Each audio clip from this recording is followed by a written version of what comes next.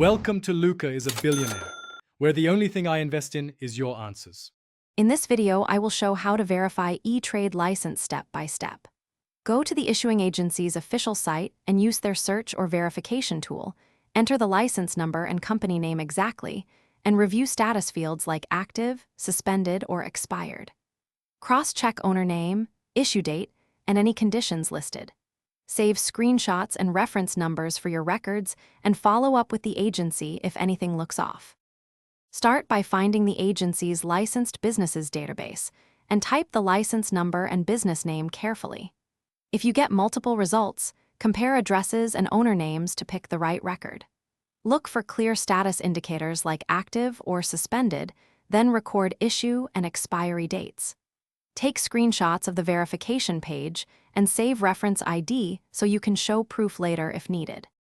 If the online record is ambiguous, call the agency directly using the contact info on their site and ask an agent to confirm the license details.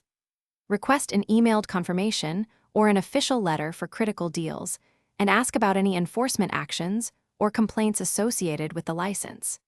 Keep written notes of names and dates from your call, and file all correspondence with your screenshots for a complete verification trail.